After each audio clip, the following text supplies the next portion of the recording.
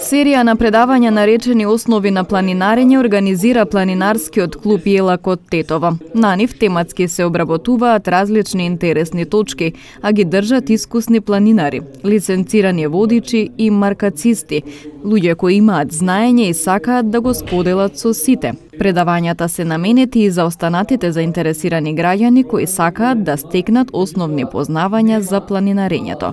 Првото беше на тема лавина.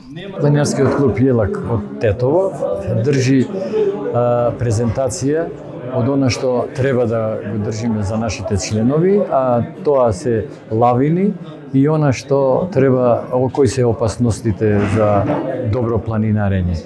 Која е опремата за да биде добар планинар, кој се исхраната во природа и опасностите од лавина, како и материјалните средства кои како опрема ни служат на планинарите и скијачите за безбедно движење во планината.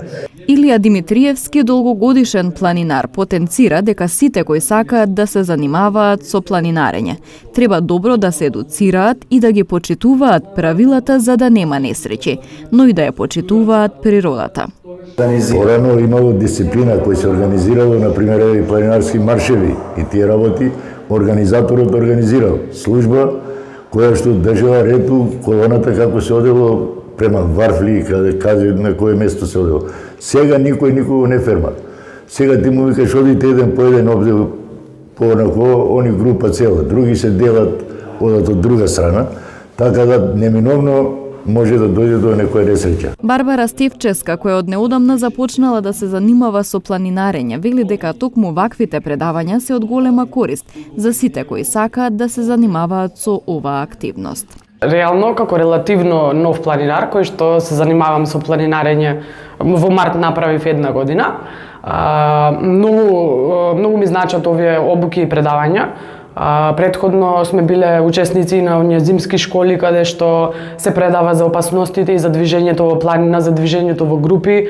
Најбитно од се пред се дали треба да тргнеш на планина кога постои опасност од определена лавина или можност да те фати невреме, за да едноставно бидеш ставен во ризик.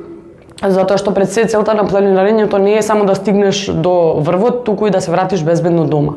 Предавањата се одржуваат во просториите на Центарот за балканска соработка Лоја во Тетово.